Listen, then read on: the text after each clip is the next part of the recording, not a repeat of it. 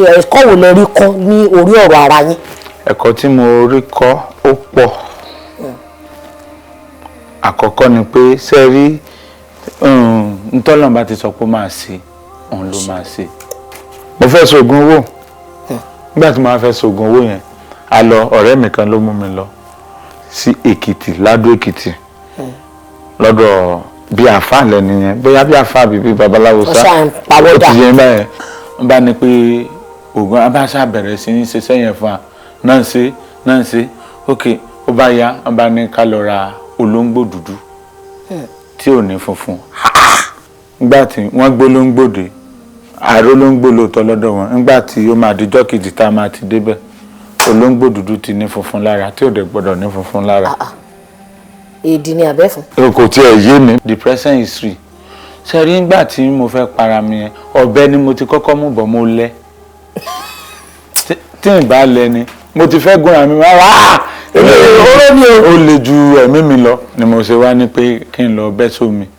Ṣé wá rí ti ìyẹn Ọlọ́run ló yé bó ṣe ṣe kò yé mi gan because tí n bá ló yé mi bóyá gbé mi jáde ni o bóyá mo disappear ni o bóyá àdúrà gbà lọ́wọ́ mi bọ́ mo mọ̀ pé ó ní nǹkan kan tí mo fẹ́ ṣe nílé ayé ní ti dáadáa. But advice tí mo rí fúnra mi tí mo fún yẹn ni pé no matter how you are passing through social land is not an option. Ibo lẹ ti mú yẹn tí bá máa okay suicide you mean. Àmọ́ nínú ìkànnà àwọn skit yẹn tí mo rántí pé mo wò dáadáa ẹ sọ wípé ẹ ti fi gbó sílẹ̀ ńgbà kan ìgbà tó yá ẹ tún lẹ ti gbé padà báwo ni ìrìn àjò yẹn ṣe dé. Igbó ló máa ń jíjà mi. Skit tí mo fẹ́ lè sọ pé ó jẹ́ kẹ́yìn gan mọ́ mi igbó ni ẹ̀lò tí mo ti rí ẹ̀lò DPO bàbá kan ló parẹ́ ló sálẹ̀ mo mú gbó tòótọ́ ni that's why I know the hard I will let you know pé mo mú gbó so wà lè mọ̀ mi pé mo mú gbó kò ń ṣe pé màá pretend fún ẹ later wà wá mọ̀ no sẹ́yìn mo fọlọ́n bẹ̀ kò ń ṣe pé bóyá mo àdàtà fáìsì igbó ẹ understand n tí mò ń sọ ni wípé sẹ́yìn báwọn èèyàn tẹ̀sẹ̀ máa ń sọ̀rọ̀ àmúgbó gan kò jẹ́ kó wù mí mọ́ èmi náà fẹ́ filẹ̀ mo ń tẹ̀ láti filẹ̀ bọ́ ó máa ń fún mi ń jọ ìkọ́lọ́mọdé jẹ́ kí jọ mi kó lọ bọ́ ìwà mọ̀ bóyá ẹ ní nǹkan kan as advice tẹ̀lé ṣe àbí nǹkan kan tẹ̀lé fún mi tá jẹ́ replacement pàṣípààrọ̀ tó jẹ́ pé òun náà lè máa fún mi ń jọ bí igbó yẹn ẹjọ́ ẹ jẹ́ kí n kàn sí mi o. èmi wá fẹ́ sọ fún yín personally pé tẹ́ bá ti ní àwọn times yẹn àwọn ìgbà yẹn tẹ́ ẹ ronú ẹ bá àwọn èèyàn sọ̀rọ̀. tí n bá tẹ fi ti ń ronú tí n bá tẹ ti lè rí igbó lórí ìrònú ti lọ.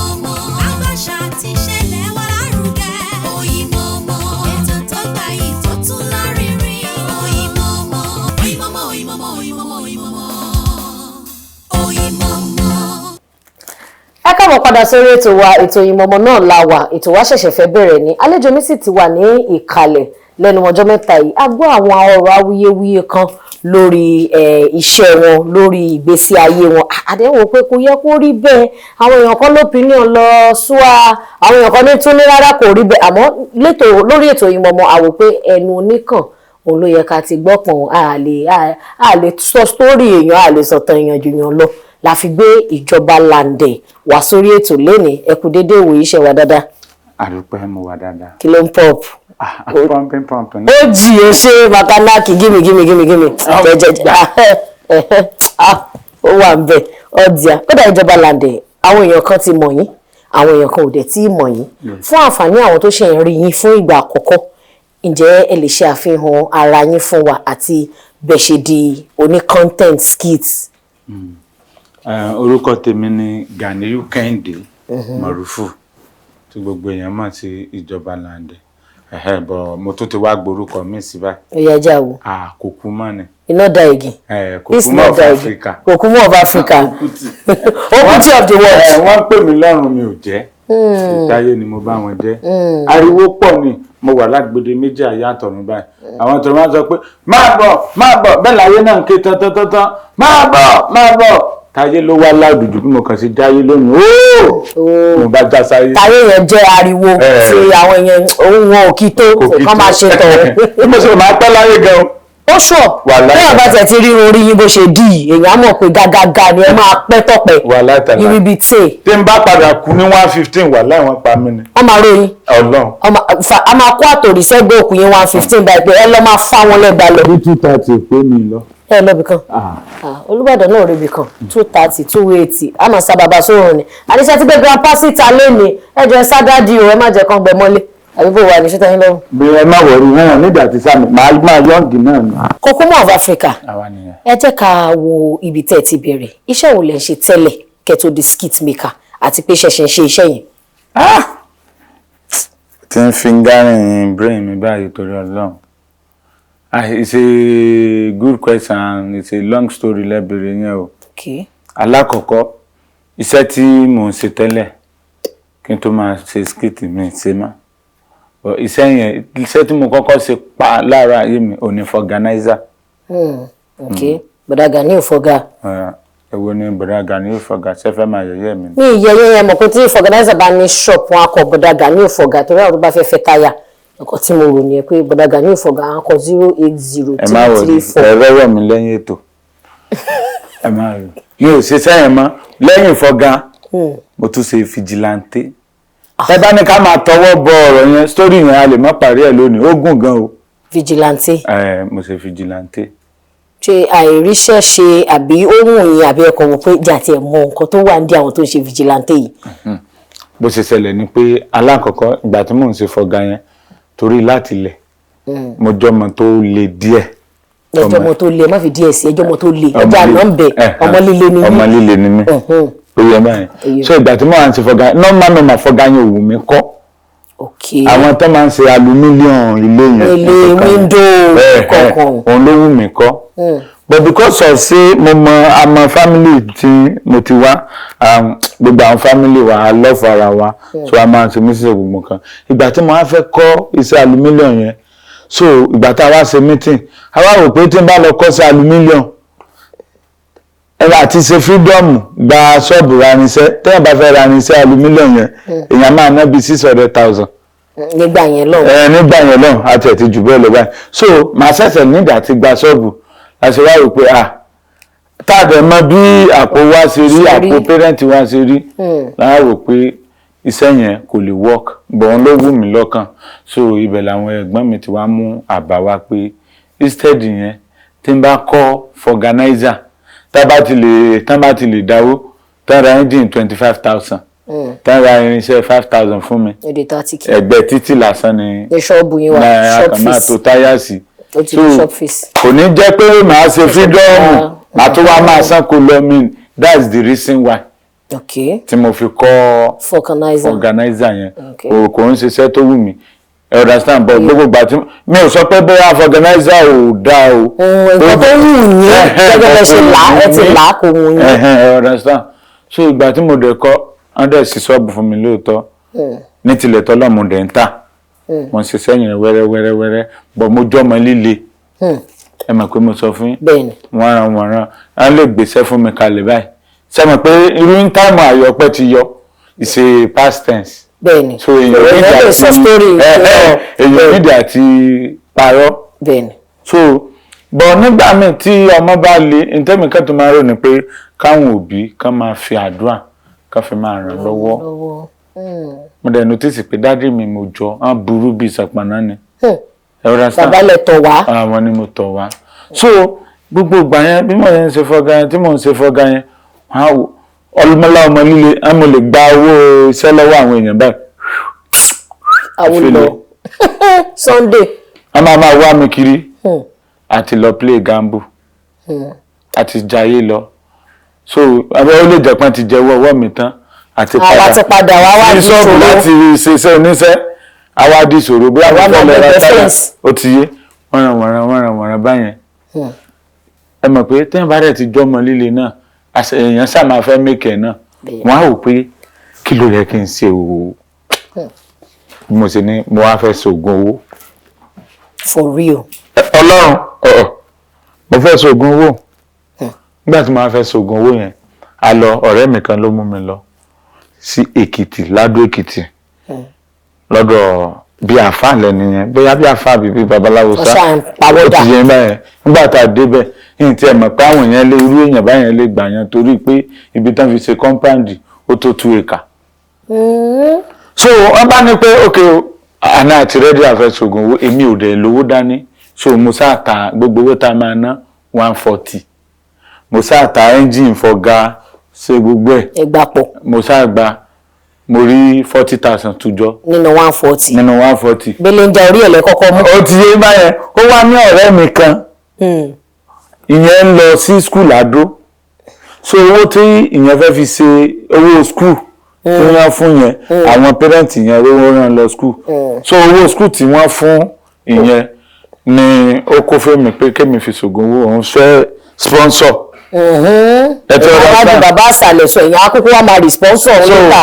Tẹ́lẹ̀ tọ́wọ́ bá ti dé ẹ mọ̀ pé òun ló gbówó lẹ̀ báyẹn tọ́wọ́ bá ti dé èmi kàn máa sponsor òun lọ máa dàpọ̀ mọ́ra wọn. so bá ṣe ṣògùn owó nìyẹn wọ́n sọ àgbẹ̀ tó ń gbére pàdé olókun gbọ́dọ̀ pàdé olókun mọ́ kíní kan tí mo jà tó ń dùn owó ní ìgbà yẹn mo dẹ̀ ti bímọ kan mo dẹ̀ níyàwó ìyàwó mi wà lé mi ti tẹ́ńdì fọ́gà mo parọ́ pé mo fẹ́ lọ ìlú èyìnbó understand so gbogbo ìgbà tí mo fi ń lọ Èkìtì yẹn mo ń sọ pé processing ìlú èyìnbó yẹn òun lè ń ṣe lọ́wọ́ mo ń lọ sí so tówó bá kàn dé báyìí èyí mi kàn sọ pé ìlú òyìnbó dáhùn process yẹn lọ́mọ kankan ó ti yẹn báyìí mo ṣàdàpọ̀ n bá ní pé oògùn abáṣà bẹ̀rẹ̀ sí ní ṣe sẹ́yìn fún wa náà ṣe ok ó bá yá n bá ní ká lọ ra olóńgbò dúdú tí ò ní funfun ẹ gbà mí bó láti fẹ́ olóńgbò dúdú tí ò. kò sí díẹ̀ gan ti fẹ́ le ju nǹkan téèyàn fẹ́ ṣe lọ. sẹ́ẹ̀rì mo ń sọ sítórì mi àbí kí n fi kó dídí fíìmù torí ìyìn lè sọ lájì tán bí wọ́n ṣe ní lọ olóńgbò funfun àwọn olóńgbò dúdú àbárí. ẹni tó dẹ̀rọ̀ mọ́ nìyẹn. wọ́n bá ní pé wọ́n ti kọ́kọ́ gba 140 lọ́wọ́ wa o wọ́n bá ní pé àwọn máa bá wa rí ní Ìlọrin 25,000 àbásanwó nígbà tí wọ́n gbólóńgbòde ààrẹ olóńgbò lóòótọ́ lọ́dọ̀ wọn nígbà tí ó máa dijọ́ kejì tá a máa ti débẹ̀ olóńgbò dúdú ti ní funfun lára tí ò dẹ̀ gbọ́dọ̀ ní funfun lára.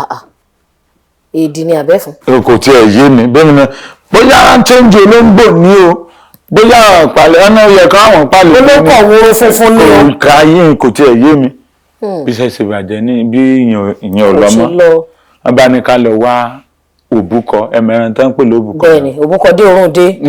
òbúkọ kò dẹ̀ sówó mọ́. àti 165. àti 165 mẹ́rin. iṣẹ́ ìdẹ kówó tètè bá a ṣe forí lédè sànìyàn láti Èkìtì ládùúgbò gbà tí ó ṣòwò ẹran bá a ṣe lọ lé ewúrẹ́ kan mú ládùúgbò nìyẹn. nílé ṣá. láti Òṣogbo. láti Èkìtì.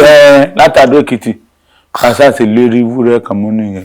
gbúwà bí 6 o'clock gbúrúgbúrúgbúrú ó dọ̀nà Èkìtì ó di Adé express báyìí ẹnu tirẹ́là la kó sí gbogbo rẹ̀ tún ṣe já lọ mọ́ wa lọ́wọ́ nìyẹn.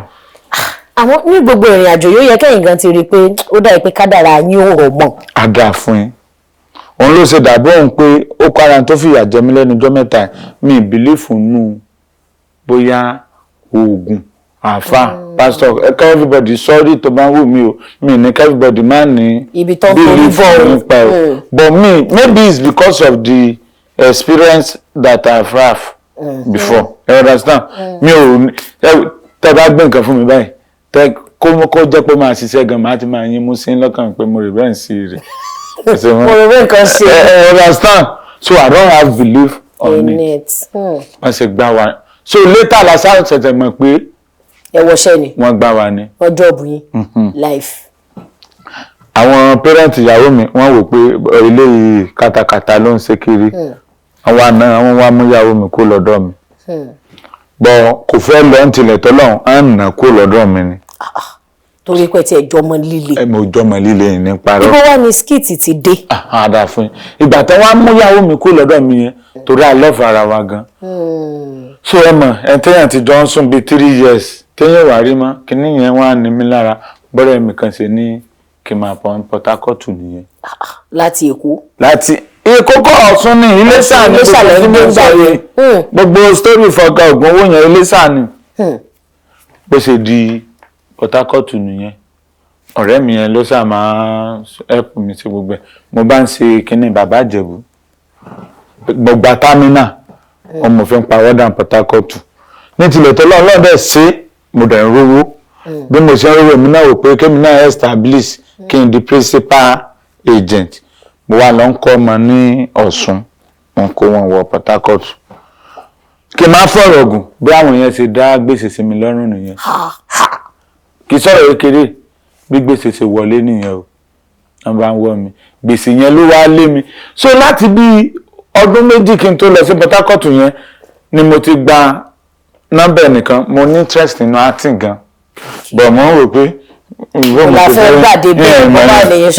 anybody so mo kàn wò pé òlàǹdà orí ẹ̀ ò pé ó kàn wù ẹni kò wù ẹlẹ́dàá ẹ̀ so ìgbà tí mo kàn wá Facebook ńjọ́ kan ni mo wà ní gúrùpù sata gúrùpù kan ibẹ̀ náà ti wá drop nọ́mbà pé ẹni bá wà interested kò pe nọ́mbà yìí kò pe nọ́mbà so nọ́mbà yẹn ti wà lọ́wọ́ mi láti bí 2 years mi ń pè ìgbà tí mo wá ní problem Port Harcourt tí ò síbi tí mo fẹ́ sá lọ ìyí ilé sáyẹn lè lọ́mọ́ Port Harcourt yìí lè dúró òun ló wá jẹ́ kí n pe nọ́mbà yẹn pé ọ̀rẹ́ mi o ẹni báyìí kí ní kankan báyìí o mo ti ṣetán gbogbo ìgbà yẹn ní Port Harcourt mo wá ìdí kiri ní o gbèsè ti wọlé 17,000 ló kù sí mi lọ́wọ́ Dé-Mòwe. Yes bí mo ṣe wá láti Port Harcourt dé Mòwe nìyẹn so mo wá join sata yẹn a máa ń ṣe stage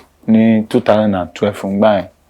ìyẹn ọdún 11 sẹ́yìn. Yes ìgbà tí mo dẹ̀ join mo wá notice pé téèyàn ò bá lówó ń di sata yìí àjàjà tó tún jọkùnrin you are going nowhere. Reason ni pé kò ń ṣe pé wọ́n fi ṣèkà o ìgbà tí tó bá sá produce ni màá ṣe rí talent yẹ mi sáà ní fẹ́ produce báyìí kí n kàn mú any other person kí n mú àwọn tó dẹ̀ produce o ti láwọn èèyàn tán fẹ́ lò náà ti understand so kò ń ṣe ìkà you guys to get the money. You got to get the moolah.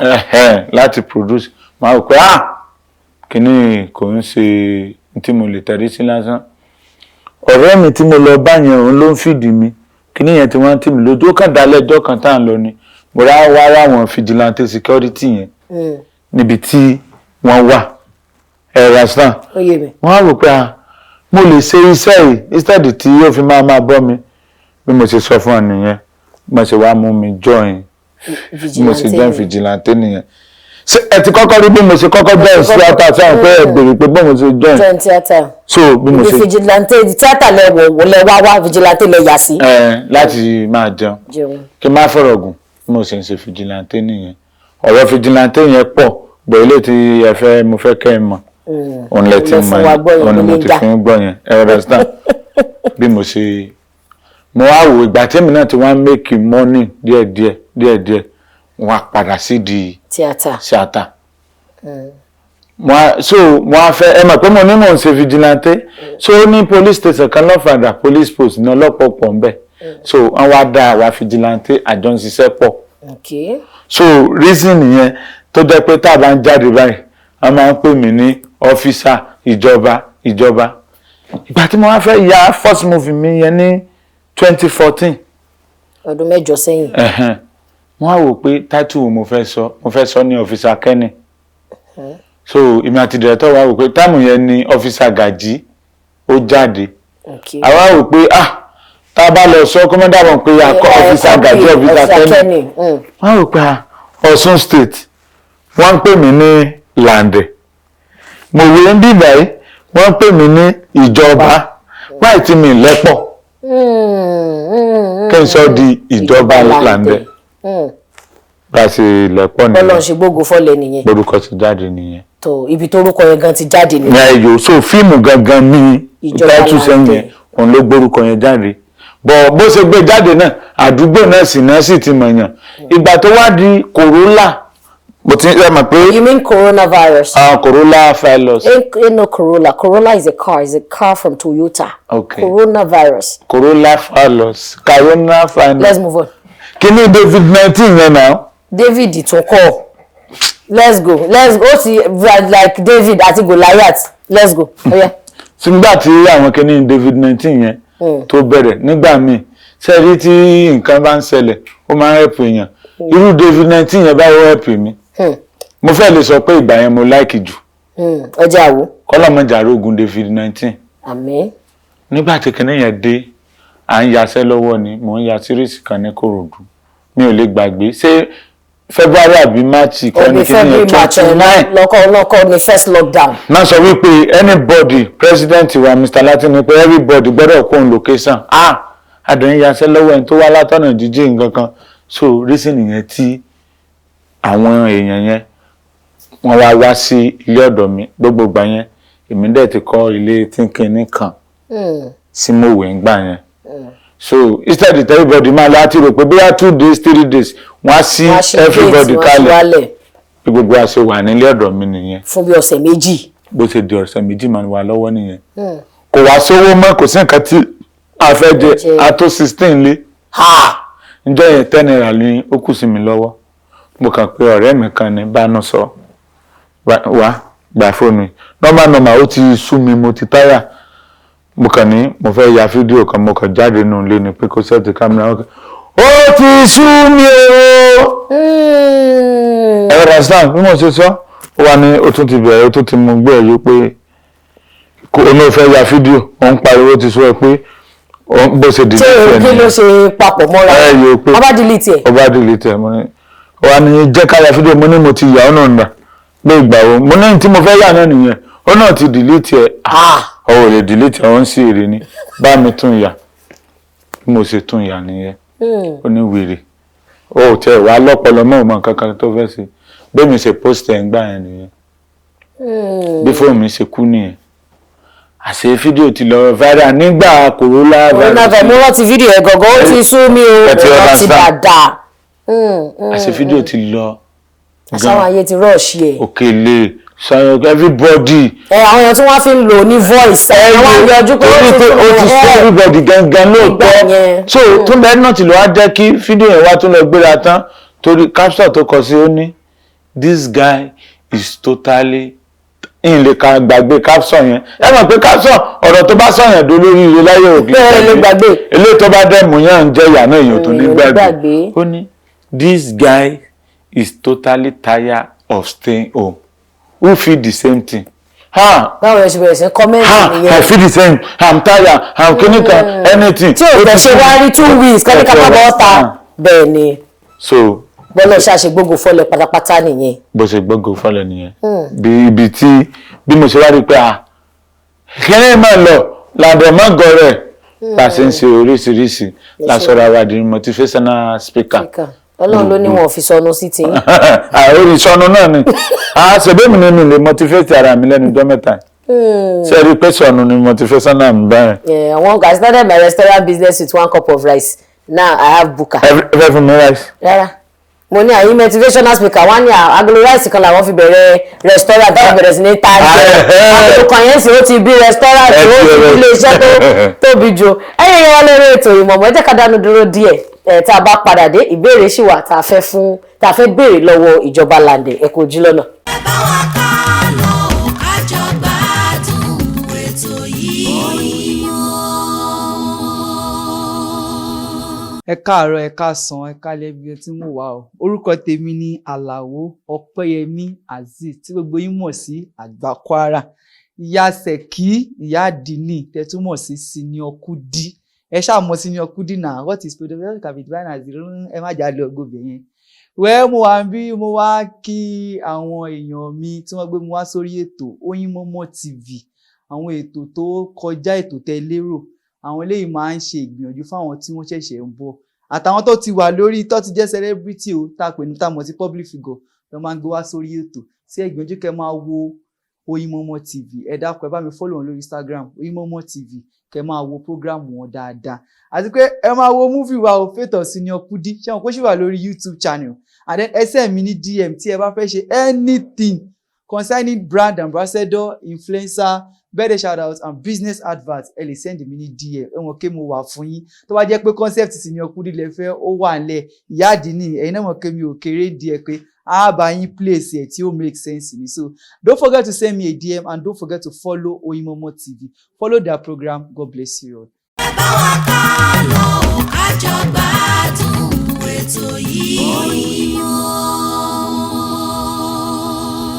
Ẹ káàbọ̀ padà sórí ètò wa ìjọba Lande wọ́n sì wà ní ilé agbára pẹ̀lú wa ń bí níbi tí a ti ń fọ̀rọ̀ jomi tó rọrọ̀ èyí tí ẹ bá wa bẹ̀rẹ̀ mo mọ̀ pé ẹ̀yin gan máa wọ̀ pé ọ̀nà ti jìn ọ̀pọ̀ òjò ló ti rọ̀ tílẹ̀ ti fi mu àmọ́ adúpẹ́ pé àbẹ̀rù lọ ìjọba Lande ẹ jẹ́ kí n wá bẹ̀rẹ̀ lẹ́nu ọjọ́ mẹ́ta gbogbo awuyewuye nǹkan tó ṣẹlẹ̀ mọ̀ pé ó wà ní gbogbo orí social media platform so ẹ jẹ́ ká yẹ̀bá fún yẹn àmọ́ a rí wípé látàrí nǹkan tó ṣẹlẹ̀ ẹ̀yin àti ìyàwó yín gbọ́nmi sí omi ò tó fẹ́ àwọn èèyàn fẹ́ ṣàkójú bọ̀ ṣé báwo láàrin yín ṣe rí nsìn ṣé ẹ ti bẹ̀bẹ̀ torí mo mọ̀ pé gbà míì bóyá ẹ̀yin lẹ ṣẹ̀wọ̀n táwọn èèyàn rò bóyá àwọn náà ṣẹ̀yìn àbí ṣáwọn ọ̀dẹ̀ ló ṣẹ̀yìn báwo lẹ ṣe ti main defence tẹ fìjọ tún padà sí lọ́kọláya.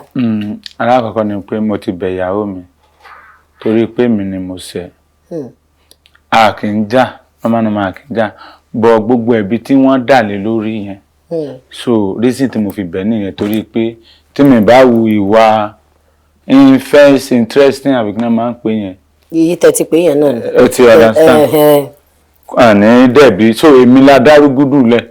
èyí kí wọ́rọ́kọ́ ìdáná rú. àwọn tó bẹ̀ ń dáhùn náà lẹ́bi àwọn náà wọ́n kàn calculate ni pé most of it tó máa ń fà á tí èèyàn fi ó ti yẹn báyẹn bọ̀ kò ń sóhun so àti ìbẹ̀ adẹ̀ ti ṣẹ́tù. àwọn èèyàn tún wá ń sọ nígboro wípé ilé tẹ́ kọ́ pé ṣe mọ̀ pé nígbà yẹn àwọn èèyàn sọ pé àwòdà pé owó ilé ó ṣe bá kan pé chẹ́ńjì ìsáfẹ́rẹ́ díẹ̀díẹ̀ pé wọ́n wá ní pé but ìjọba Lande kọ́lé ó ṣe jẹ́ pé ìyá ìyàwó ẹ̀ ló ń gbélé yẹn tóun wá lọ ń yálé gbé mo wá wò pé bóyá ká tàn mọ́lẹ̀ sọ̀rọ̀ yẹn. náà ni a máa tàn mọ́lẹ̀ sí gbogbo nǹkan tí n bá dẹ̀ ti sọ ń bí pátápátá òótọ́ ọ̀rọ̀ ni torí ẹ sáà lè mọ̀rọ̀ tó mi lọ́rọ̀ number one ṣe rí àwọn èèyàn nígbà míì tí ẹ̀dá bá ní pírọ́blẹ́mù àwọn èèyàn máa ń fẹ́ lo advantages yẹn láti fi tajà gbogbo àwọn tó ń sọ pé ìyá ìyàwó mi lé mi kúrò lé wà láìtàlá ìsúnmọ́bìlẹ̀ làṣíláwà ìyá ìyàwó mi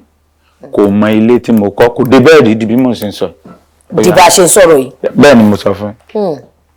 mí pé mòwe ni ilé yẹn wà ibẹ̀ ni mo dẹ̀ ti bẹ̀rẹ̀ so ìgbà tí ọlọ́dẹ̀ ti ní kórúkọ máa lọ sí I need to move on because ẹ mọ̀ pé ibi tẹ́yìn bá ti gbéra àwọn sífìnìsì wà ń bẹ ẹlòmíì tó jẹ́ pé àjọ à ń ṣe gbára wa lórí èsè gbogbo ọ̀rọ̀ staff láti yẹ̀bà láti tẹ̀síwájú. ó ti yé but every time mo máa ń lọ bẹ̀ ilé tí mo ti fi rẹ́ǹtì láti bí 2 years understand so ìyá ìyàwó mi ò mọ̀ bẹ̀ talkless of pé ó wá ń gbé bẹ̀. ó dáa advantage nǹkan tó ṣẹlẹ̀ yàrí pé àwọn èèyàn náwó sí yín gan kọ̀ọ̀sẹ̀ ìgbà tó ti kọ́kọ́ post ẹ̀ ìgbà tẹ́mi gan rẹ̀ àdúrà mi ni wípé kọ́lọ́ máa ti jẹ́ kó jẹ́ bóyá àwọn ritualist because ẹlòmíì ẹ̀kọ́ máa ní wọ́n wá bí ọjọ́ 2 mẹ́ta tẹ́ bá máa fi rí wọn lólódì ẹ̀ náà gbé jáde kí làwọn advantage tí ìṣẹ̀lẹ̀ yẹn kí làwọn advantage tó bí fún yín àti pé ẹ̀kọ́ wo lẹ́yìn gangan gẹ́gẹ́ bí motivational speaker Káyọ̀ ti sọnù kúrò bẹ́ẹ̀ gẹ́gẹ́ bí motivational ẹ̀kọ́ wo lẹ rí kọ́ ní orí ọ̀rọ̀ ara yín. ẹ̀kọ́ tí mo rí kọ́ ó pọ̀ àkọ́kọ́ ni pé ṣe rí ntọ́lọ́mọba ti sọ pé máa ṣe òun ló máa ṣe bí mo ṣe wà nígbà tí gbogbo nǹkan ló sún mi depression is free lágbára Ọlọ́run ní rogun depression àwọn tó ń wò mí náà àwọn náà ní rogun depression is free ṣe rí nígbà tí mo fẹ́ para mi yẹn ọ̀bẹ ni mo ti kọ́kọ́ mú bọ̀ mo lẹ́ tí n bá lẹ ni mo ti fẹ́ gúnra mi wá ó lè ju ẹ̀mí mi lọ. ìyẹn tún lè jẹ̀mí yín lọ. ni mo ṣe wá ní pé kí n lọ bẹ́ sómi. ṣé wá rí ti ìyẹn Ọlọ́run ló yé bó ṣe ṣe kò yé mi gan because tí n bá ló yé mi bóyá gbé mi jáde ni o bóyá mo disappear ni o bóyá àdúrà àgbà lọ́wọ́ mi bọ́ mo mọ̀ pé ó ní nǹkan kan tí mo fẹ́ ṣe nílé ayé ní ti dáadáa. But advice tí mo rí fúnra mi tí mo fún yẹn ni pé no matter how you are passing through social land is not an option. ibo lẹ ti mú yẹn tí bá máa okay suicide you mean. Okay that's pé kò ń ṣe option káwọn èèyàn má gbìyànjú àti para wọn ní tí ẹ máa sọ fáwọn èèyàn máa ní lóòótọ́ nǹkan lè kó dàbí pé àṣekínní máa dẹ̀ṣà àmọ́ ọgbọ́n náà ṣiṣẹ́ ẹ̀ nítorí ọlọ́run sì máa pa gbogbo wa gbogbo wa la ní time tá a ti dá iṣẹ́ ọlọ́run ni láti pa wá because òun ló dá wa so wá help ọlọ́run ó parẹ́ wá tí wọ́n á jìyà ọ̀nà méjì so àwọn tí wọ́n nawọ́ sí yín kí ni ẹ lè sọ nípa wọn. ṣe rí gbogbo àwọn tẹ́ẹ̀rí tí wọ́n ń gbó gbogbogbò wọ́n sọ pé àgbà tó lómi nínú kò ń pariwo àwọn èèyàn náà wọ́n jáde sí mi o wọ́n dẹ̀ ràn mí lọ́wọ́ gan understand mo ń fi tiwọn ṣàdúrà lójoojúmọ́ mo dẹ̀ rí i pé àwọn káwá lómi gan mọ̀ pé ayé fẹ́ràn mi báyẹn ni mi ní ṣe tí mo sí yẹn ìgbà tí ṣẹlẹ̀ yẹn ṣẹlẹ̀ mo ṣẹ̀ṣẹ̀ mọ̀ pé àṣebáyé mo tó kọ́lọ́ má jẹ́ àríra ta mo fẹ́ tí n bá ní máa dárúkọ èèyàn máa ṣẹ̀yàn. lóòótọ́ ni àmọ́ nínú ìkànnà àwọn skit yẹn tí mo rántí pé mo wò dáadáa ẹ sọ wípé ẹ ti fìgbó sílẹ̀ ńgbà kan ìgbà tó yá ẹ tún lẹ ti gbé padà báwo ni ìrìn àjò yẹn ṣe dé. igbó ló máa ń jíjà mi skit tí mo fẹ́ lè sọ pé ó jẹ́ kẹ́yìn gan mọ́ mi igbó ni ẹ̀lò tí mo ti ṣe ẹ̀lò DPO bàbá kan ló parẹ́ ló sálẹ̀ mo mú gbótò tọ́ ni ṣé rí àwa la máa ń tẹ́kẹ̀ pàmò ṣé rí igbó tó bá bẹ̀ lára kó mi ò advise anybody láti mú gbó ẹ understand bó ẹlòmíì ó ní oríṣiríṣi kan tó jẹ́ pé ó máa ń jẹ́ ok tẹ́yìn ọ̀bá mú gbó kéèyàn wá parẹ́ kó sá lọ is it possible ẹ lè forí lásán rò ṣé ẹ lè rò. kò ṣe é rò because kò possible. mo sọ fẹ́ nìkan níjọ́ kan ó ní ìlànà that's why I know the hard I will let you know pé mò ń mú gbó so wà á lè mọ̀ mi pé mò ń mú gbó kò ń ṣe pé màá pretend fún ẹ later wà wá mọ̀ no. ẹ máa jáde tán. ó dẹ̀ kí dẹ̀ ṣe pé mo wá fi misbehave àbí mo kìyàwó mi mọ́lẹ̀ mọ́ lù tí ìyàwó mi bá fẹ́ gbó lọ tí n bá mu igbó tí ìyàwó mi tó bá fẹ́ gba 20 million lọ́wọ́ mi tó bá lọ́wọ́ mi máa fún un torí inú mi máa dùn ní mo kàn máa rẹ́rìn ni mo fọlọ́ búra wọ́n máa ṣe ṣe yàsín tí àwọn ìgbà wà bí ó lè jẹ́rìí sí kò láìkí ẹ o mo ti kọ́kọ́ promise ẹ pé mi ì ṣe mọ́ ó ti yé mẹ́rin ṣùgbọ́n ó rí i pé mo máa ń dọ̀ tí n bá. ẹ máa yin lọlẹ̀ dẹ̀ pé bọ́bọ́ ìgbéra. tí n bá ti lè ń dí àmọ́ ìyá omi tí mò ń kíṣẹ̀ tí mò ń bá ṣeré panu lé nílàndẹ̀ ó dà ń kó tó ti mú gbó. ajẹ́kan ti yan náfìlà fún yín bẹ́ẹ̀ yẹn nìyẹn. ẹ understand ẹ mà kò sóbìnrin tó máa láìkì kọ́kọ́ ọkọ máa mú gbó bòun gan máa ẹ̀jọ́ ìmí tí bá mú gbó. àti pé àwọn èèyàn máa tún sọ pé àwọn tó bá mú gbó bóyá wọ́n máa ń lẹ́nẹ́jì. èmi ò sọ pé everybody pé ká máa mú kó dáa o ẹlòmíín mú tó ń yí lórí. lóòótọ́ ni. ẹ understand but it's giving me joy. àdèrè sọ pé kẹ má lo nǹkan tó ń fún yín jẹ àwọn àgbà ẹgbẹ́ kan nìyẹn. ó yà mí lẹ́nu. a lè ní kẹ máa tún ní má máa dùn náà. kí ló ṣe ọmọ máa sọ̀rọ̀ pé téèyàn bá ti lè ṣe nǹkan tí ò dábàá àwọn alámúgbó ni kí làmúgbó. àmọ́ tó bá wá bu yín pé amúgbó ni ṣé ó máa ń dùn yín. kò ń dùn mí. ìyẹn náà ń dùn yín. wàhálà kì í dùn mí. torí ẹ mọ̀ pé ọ̀tọ̀ náà kò nígbà tí mò ń mú lóòótọ́. tọ̀ ó dà tẹ́tẹ́ wá ń kọ́ ṣe ti fi tẹ́tẹ́ lẹ̀. ẹ̀ ní filẹ̀ ṣé mo fẹ́ para mi ni. ó dà ìgbà tẹ́ ti fi tẹ́tẹ́ lẹ̀ yẹn ẹ̀yẹ̀ yẹn wá lórí ètò yìí mọ̀mọ́ afẹ́fẹ́ àsìkò yìí dúpẹ́ lọ́wọ́ ìjọba Lande pé mo mọ̀ wípé schedule yín tight àwọn èèyàn dùn yín lọ́tún dùn yín lọ́sì àmọ́ kó tó di pé a lọ pátápátá ṣé iṣẹ́ tíátà ṣé wọ́n tún ń gbéṣẹ́ múvì wà dáadáa. location mo gbàdé bíbá yẹn. location gẹlẹ tún gbà lọ báyìí. mo tún gba location lọ ifun bí mo ṣe ń lọ báyìí ọ̀la Saturday báyìí Abẹ́òkúta mo máa wà kíní sinimá Ìjẹ̀bú Aláǹgbá a fẹ́ lọ sí meet and greet. Meet and greet exactly so iṣẹ́ yẹn ó ń lọ síwájú ó ń lọ dáadáa ọlá yín tó dẹ̀ ti ń lọ wájú kò ní dèrò ẹ̀yìn àpadà sí burúkú Ọlọ́run ní jẹ́ kó ṣe yín ẹ̀yin wá fẹ́ sọ fún yín personally pé tẹ́ bá ti ní àwọn times yẹn àwọn ìgbà yẹn tẹ́ ẹ ronú ẹ bá àwọn èèyàn sọ̀rọ̀. tí n bá tẹ fi ti ń ronú tí n bá tẹ ti lè rí igbó lórí ìrònú ti lọ. a jẹ́ pé kán máa bá yín bóyá àwọn tó bá fẹ́ wá kí yín báyìí sì bóyá kán máa gbìyànjú àti ẹ̀ tí wàá fi gbó kí yín. bí mo rẹ̀ ṣe láìpẹ́ supply tó bá dáa ni òkè àwọn supply kan náà wà jẹ́ pé kéèyàn má lọ rìn lọ o. kì í ṣe káwọ́dé ẹ̀yìn alẹ́ kì í ṣe ká máa wò mí ẹ má fojú amúgbówó mi ìṣe ọwọ́ sẹ́rí ẹ̀yìn ara alẹ́ sẹ́ ń gbọ́ mi ẹ má fojú amúgbówó mi kì í ṣe pé mo advertise igbó I'm just telling the truth. That's and let the devil be ashamed. Sẹ́rí mo fọlọ́n bẹ̀ kò ń ṣe pé bóyá mo advertise igbó understand ó ti yé. n tí mò ń sọ ni wípé sẹ́ẹ̀rí báwọn èèyàn tẹ̀sẹ̀ máa ń sọ̀rọ̀ àmúgbó gan kò jẹ́ kó wù mí mọ́ èmi náà fẹ́ filẹ̀ mo ń tẹ̀ láti filẹ̀ bọ́ ó máa ń fún mi ń jọ ìkọ́lọ́mọdé jẹ́ kí jọ mi kó lọ bọ́ ìwà mọ̀ bóyá ẹ ní nǹkan kan as advice tẹ̀lé ṣe àbí nǹkan kan tẹ̀lé fún mi tá jẹ́ replacement pàṣípààrọ̀ tó jẹ́ pé òun náà lè máa fún mi ń jọ bí igbó yẹn ẹjọ́ ẹ jẹ́ kí n kàn sí mi o ẹ má wò mìíràn ẹ má jẹ́ kí tèmi ta o tẹ́ bá ti mọ̀ pé igbó ò dá mo ti sọ ó ń fẹ́ mi ń jọ tẹ́ bá wá ní nǹkan míì tẹ̀lé fi replace ẹ̀ ń gbà tó náà bá ti máa fún mi ń jọ ìyẹn gangan ni kókó ó ní kókó ìyẹn ni wà láì jẹ́ kí mo lọ bẹ́ sómi yẹn ká ní mo rí gbómi mo fọlọ́ bàbúrà yẹn lè dánwò. bọ̀ tí kò wá sọ lọ́wọ́ yín àti ragbó ni àbí ẹ̀rí supply tó sì. ẹ wo gbogbo ẹ tẹ di tán pátápátá. bóyá kàtẹ́ wá sọ ìyàwó yín joy giver. joy giver ṣe ti bẹ́ẹ̀ tí wọ́n rò pé joy giver ọmọ àtún stimulate yín. ẹ ṣeun gan mo fi àsìkò yìí kí yín wípé nínú àráyè yẹn àmọ́ gẹ́gẹ́ bí mo ṣe sọ ilẹ̀ ti wáyè láti tún wá dá wa lóhùn àwọn èèyàn ti sọ̀rọ̀ lóríṣiríṣi àmọ́ mo mọ̀ pé ìwọ̀n ṣókítà sọ lẹ́nìí náà àwọn èèyàn á tún mú sọ́wọ́ òsì wọn ò ní fi jẹun wọn á rántí ìjọba làǹdẹ̀ pé ó dà nǹkan tá a bá dẹ̀ tún ní ànáwọ́ sí àwọn tó bá níṣẹ́ tó lè pè é sí. ká mú iṣẹ́ gidi wá ká mú advert wá ká má bàa sábẹ́ wá ansa big boy company ẹ wá a máa ṣe iṣẹ́ fún ẹbẹ̀ máa tà. ṣé ẹ wọ súùtù rí. kí ló ń jẹ́ suit. as a suit coat tie tẹ máa de tie by. kò ń fáìn lọ́rùn mi ni. kì í fáìn lọ́rùn yín ẹ tí ẹ ti wọ̀ ọ́ rẹ̀ máa mọ̀ pé kì í fáìn lọ́rùn yín. màmá àbọ̀ tó ń bá yín. ṣé ẹ̀rí gbà tí Portable wọ súùtù ni. àwọn tó bá ń ṣe men's apparel àwọn tó bá ń ṣe groom suit àwọn suit àwọn ọkọ ìyàwó yẹn. ok tó bá ń ṣe advertising. the advert wọn ni ẹ lè advertise the suits ẹ máa dúró corporate ẹ máa gbé briefcase báyìí ẹ máa rí ìjọba land in another form ẹ máa gara tán máa. ọ̀rẹ́ ẹni náà ti gbẹ̀yìn ara ilé ẹjọ́ ẹ gbàgbà ṣe dọ̀wà ẹ̀bí ẹ mẹ́jẹ̀ sẹ́yìn kò sí ní tá a fẹ́ gẹ́nì nínú kí n kú kí n wà láyé ìlú ti pé nìyí nígbà tí n bá kú báyìí ilé lẹ́ máa sọ pé wà ọlọ́run bílẹ̀mọ̀ ẹ máa jìyà ọlọ́run tún bílẹ̀mọ̀ ẹ̀yin náà pẹ́ ṣe máa wọ́ran. kí wọ́n ṣe máa lajúlẹ̀. tẹ́ bá tẹ̀lé fún mi lówó free ẹgbẹ́ sẹ́wọ́ ẹ̀jẹ̀ ń ṣiṣẹ́ gidi fún yín.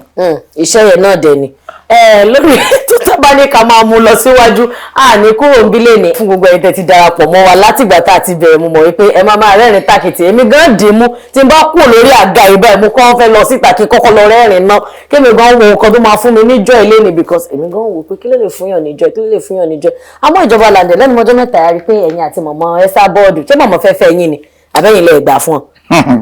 ẹ ṣe rí ọ̀rọ̀ mọ̀mọ́ ń tiẹ̀ ẹja rẹ̀ agbẹ́yìn ẹ̀ ti ṣe é gbẹ kan kọlá àṣà bless onkaluko according to the iṣẹ́ work of his hand tọ ó dà láti ọ̀dọ̀ olùdarí iléeṣẹ́ AK Media pátápátá ìyẹn executive producer wa àti àwọn tó ń bá wa dòwò pọ̀ ìyẹn Toleram Group tí wọ́n ń ṣe Kellogg's grains mo mọ̀ pé ẹ máa rà fáwọn bébì nílé àwọn náà wọ́n á fi máa ṣararìndì wọ́n ní kòkò ní dáa kí a pè yín wá ká má rí nǹkan fi sọ pé ẹ ṣeun tẹ́ ẹ wá o pé kẹ́ mọ́ bínú joy giver tó wà nílé àwọn náà máa mọ̀ tún mọ̀ tó bá dé kitchen. eléyìí pọ̀ o magi kọ́. magi kọ́ actually ó kàn fojú jọ ni Kellogg's ni wọ́n ń pè ká máa fi omi àti milk pẹ̀lú ṣúgà sí Kellogg's Cocoa Puffs Kellogg's cornflakes Kellogg's grain lélẹ̀. agbára Ọlọ́run iléeṣẹ́ Kellogg's grain kò ní jóná o. àmín. Kellogg's grain God bless you ẹ ṣe tẹ gbélé fún àbí. bóyá ìjọba tiẹ̀ fi kọ́ èjìká bóyá wọ́n máa wá gbé advert wọn wá lóní gidi báyìí. ẹgbẹ́ ẹ̀yin Kellogg's grain ẹgbẹ́sẹ̀ wa. báwo ló ṣe dùn ọmọ lọ́dún tó yìí ẹ ṣe kọ́ ẹ ọmọ ló da igara. Kellogg's grain là ń jẹ láwọn ọmọ o.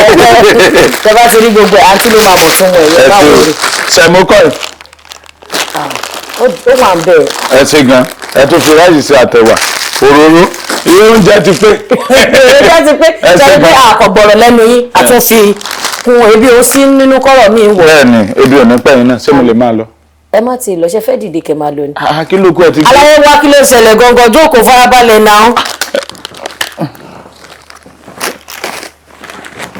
ṣá máa gbà lọ́wọ́ à lè gbà fún yín. ẹ mo mọ̀ pé lè bẹ́ sáàfilẹ̀ mi náà fẹ́ gbà. ẹni yẹn wá lórí ètò yìí mọ́mọ́ bẹ́ẹ̀ ni òun ni ká jẹrọ pẹ́ lẹ́nu àmọ́ ọ̀fọ̀ ọ̀fun a béèrè níbi tí a máa fi àdàgbà ètò rọ̀ sí òun náà lélẹ̀ fún gbogbo ẹ̀yin tí ẹ máa ń darapọ̀ mọ́ wa ní gbogbo ìgbà tí a máa ń gbé ètò yìí wá fún yín àdúpẹ́ lọ́wọ́ yín bẹ́ẹ̀ mo ṣe máa sọ wípé ká dúpẹ́ lọ́wọ́ ẹni tó rí ni tó mọ́ni lójú ọ̀pọ̀ máa ní owó bí tá a wà ẹ ṣeun àdúpẹ́ gbogbo ẹgbẹ́ rẹ̀ fẹ́ pe ìjọba làǹdẹ̀ náà tẹ́ fẹ́ kàn sí wa lórí ètò Oyinmomo ẹ lè pe ẹ̀rọ ìbánisọ̀rọ̀ wa ẹ lè fi àtẹ̀jíṣẹ́ ránṣẹ́ sí wa lórí ẹ̀rọ ayélujára orúkọ tèmi ò yí padà Olúwadámilọ́lá Ọmọbanire ká fi ire àti ayọ̀ àti ìdùnnú pàdé nígbà mìíràn mo máa sọ fún yín o mo dẹ̀ ṣe máa sọ tẹ́ bá ti fẹ́ ṣàdúrà láàárọ̀ tẹ́ bá ti sọ pé Olúwa bùkún fún mi God bless me ẹ máa rántí orílẹ̀-èdè tẹ́ ẹ ti wá kẹ́dẹ̀ máa rántí ìpínlẹ̀ tẹ́ ẹ ti wá ìyẹn ni mo fi máa sọ wípé God bless me God bless Lagos State God bless Nigeria ó dìgbà kan náà. Ètò yìí gàlágàjù Oyinmomo. Ètò yìí gàlágàjù Oyinmomo. Ètò yìí mà gàlágàjù.